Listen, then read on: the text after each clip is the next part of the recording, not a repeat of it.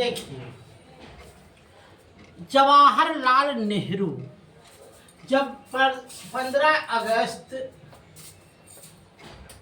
1947 को इधर बैठे, कहाँ बैठे? गद्दी पर बैठे, गद्दी पर बैठे तो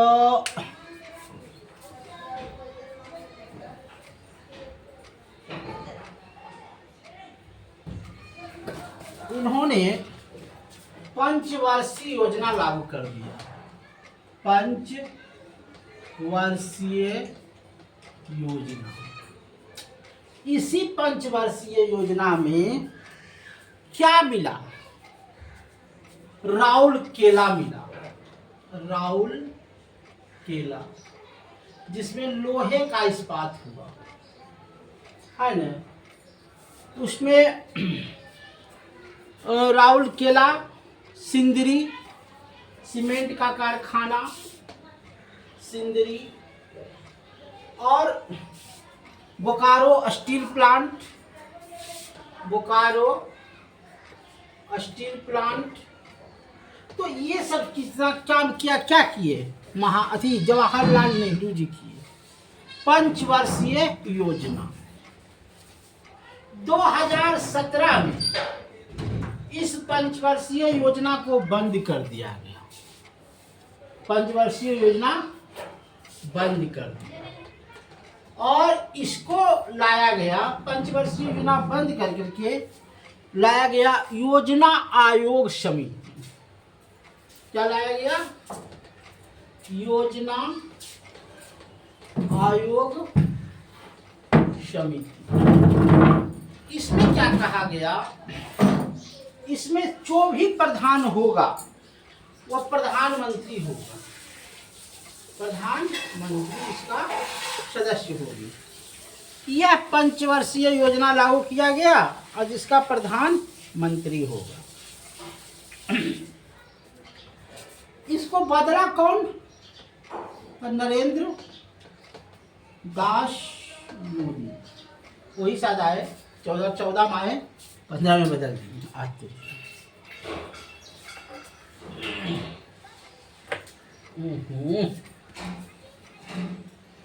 नींद खराब हो गया।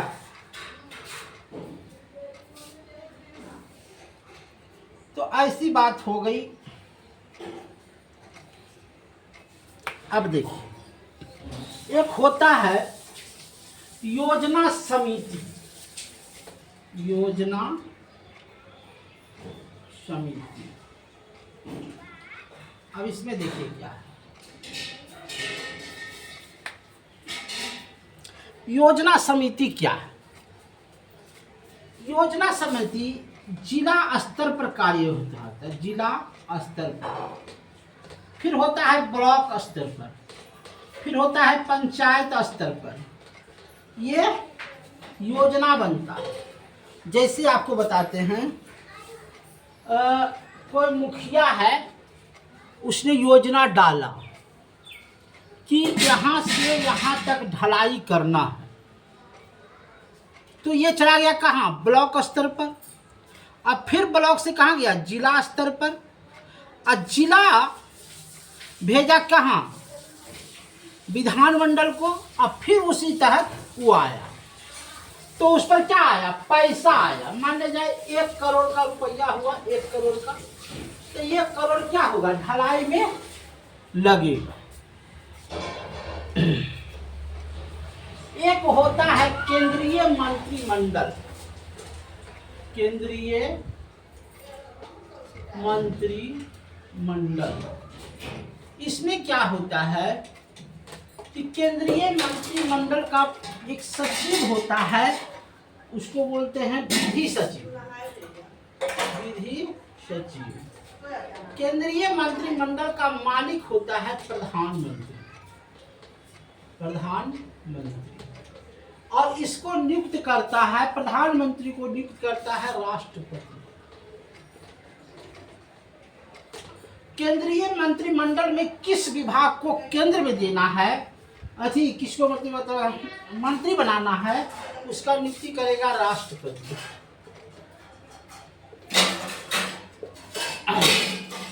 तो ये तीनों भाग को मैंने समझाया। अब आइए वित्त विधायक।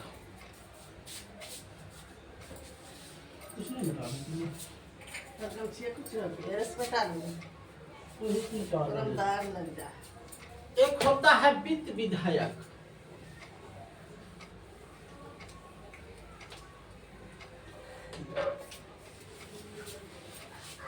जर्मनी का जो वित्त विधायक होता है, पहले समझते जाइएगा।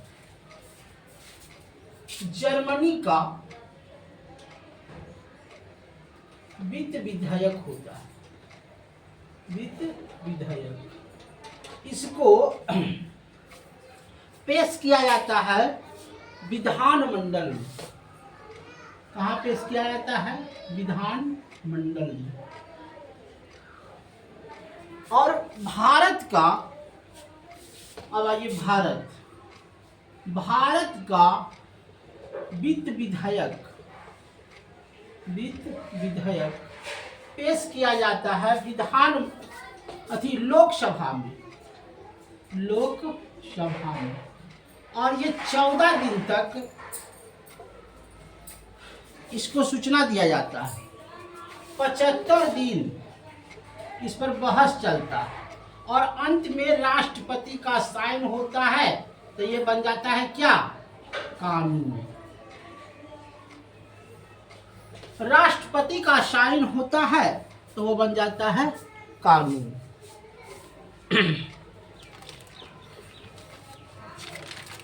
एक एक तथ्य को समझिए।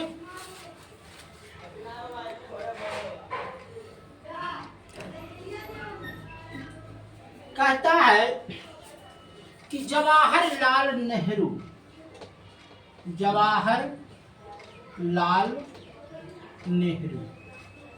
इनका कार्यकाल 17 साल तक रहा। ये इनके कार्यकाल के रिकॉर्ड कोई नहीं तोड़ पाया, मोदी भी नहीं तोड़ पाया। अभी मोदी जी 15 साल पूरा करने जा रहे हैं। लाल किला पर झंडा फहराने का काम किया, जितना रिकॉर्ड जवाहरलाल नेहरू ने किया उतना कोई रिकॉर्ड नहीं किया।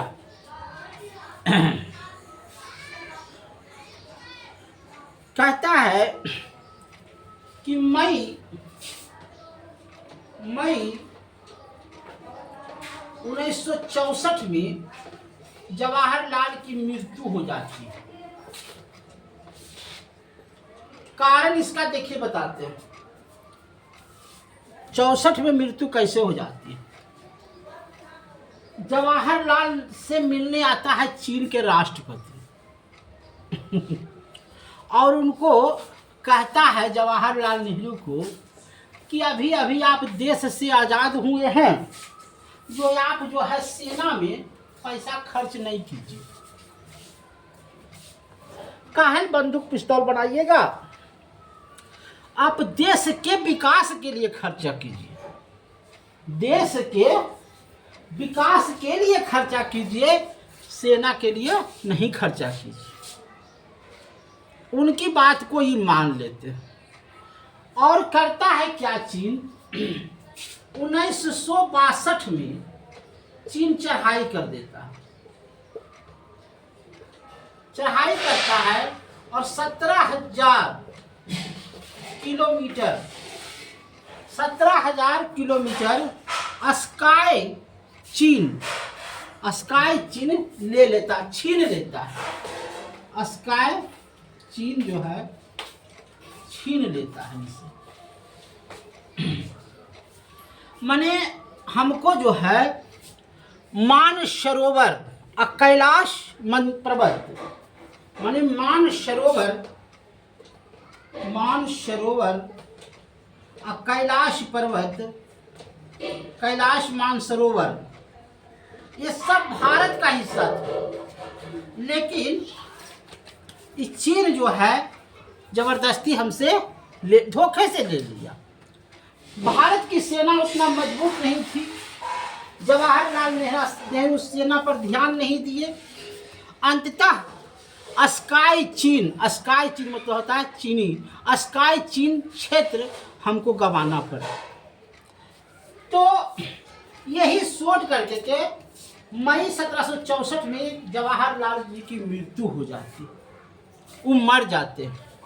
उसके बाद बैठते हैं 9 मई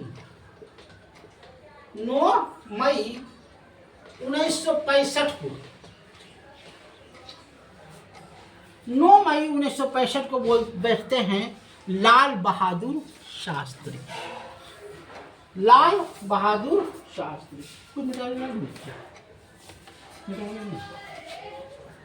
लाल बहादुर शास्त्री साथ के भी कुछ होता नहीं है। 9 मई को 1964 को लाल बहादुर शास्त्री बैठ जाते हैं और ये क्या करते हैं कि सबसे पहले सेना पर खर्च करते हैं। सबसे पहले भारत में यह सेना पर खर्च करते हैं रुपये।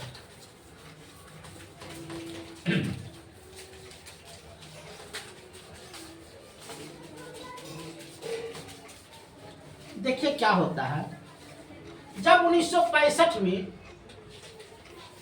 लाल बहादुर शास्त्री बैठते हैं, अब पाकिस्तान सोचता है कि अरे चीन ने 17,000 किलोमीटर भारत का छीन लिया, तो हम भी क्यों नहीं भारत पर चढ़ाई कर करके पीओके छीन ले, है ना। ये क्या करता है, 165 सेना राजस्थान में, 165 सेना राजस्थान के बॉर्डर पर था, समझे। 1965 में पाकिस्तान भारत पर चढ़ाई कर देता है। लाल बहादुर शास्त्री अभी बैठे थे और सेना पर खर्च कर रहे थे रुपया। पाकिस्तान को लगा कि हम भी कुछ न कुछ हासिल कर लेंगे, है न। लेकिन इतना न पाकिस्तान को मार पड़ा कि इसका 1,75,000 सेना सरेंडर कर दिया, है न। नहीं कहता है वो बॉर्डर वाला पिक्चर में सनी देओल, है न, वो सही दिखाया। उस समय लाल बहादुर शास्त्री थे और उस समय 1,50,000 सेना सरेंडर कर दिया। हुआ क्या, 1965 में एक ताशकंद समझौता होता है, ताशकंद समझौता बोलते हैं। ये कहाँ होता है, उज्बेकिस्तान में, उज्बेकिस्तान। यहाँ पर जाकर के समझौता होता है और हवाई जहाज में ही, खाना में ही लाल बहादुर शास्त्री को जहर दे दिया जाता है, जिससे उनकी मौत हो जाती है। इनका कार्यकाल 18 महीने तक रहता है। 1951 में बीपी नरसिंहा राव बैठते हैं, 1952 तक ये राज करते हैं। उसके बाद अटल बिहारी वाजपेयी आ जाते हैं।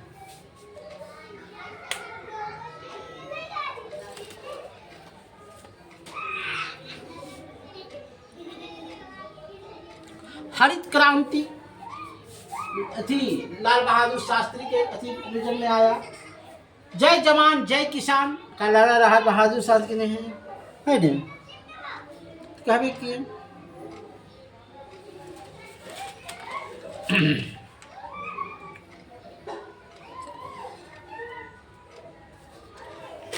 केंद्रीय मंत्रिमंडल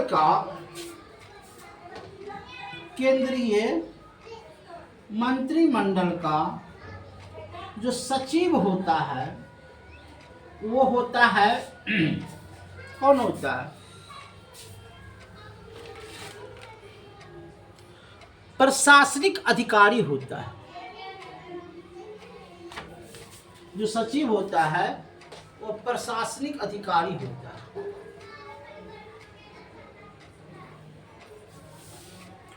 अब एगो शब्द होता है कि राष्ट्रपति पर महाभियोग कैसे लाया जाता है, समझाते हैं।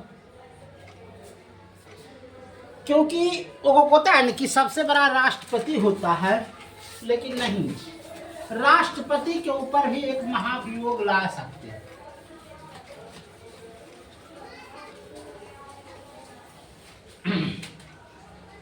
राष्ट्रपति पर महाभियोग जब लाएंगे तो उस पर 61वां अनुच्छेद काम करेगा। कहता है कि जिस भी राष्ट्रपति के पर महाभियोग लाना है उसको 14 दिन पहले उसको सूचना दिया जाता है कि आपको पद से हटाया जाता है नहीं। उसमें 1/2 सदस्य साइन करता है। मान लिया जाए 200 बहुमत है, 200 बहुमत है तो 100 आदमी का साइन होना चाहिए कि राष्ट्रपति को हटाना चाहिए। उसके बाद 2/3 बहुमत से पास होगा लोकसभा में। कोई भी अगर 2/3 से बहुमत से पास हो जाएगा लोकसभा में तो वह राष्ट्रपति क्या हो जाएगा, हट जाएगा।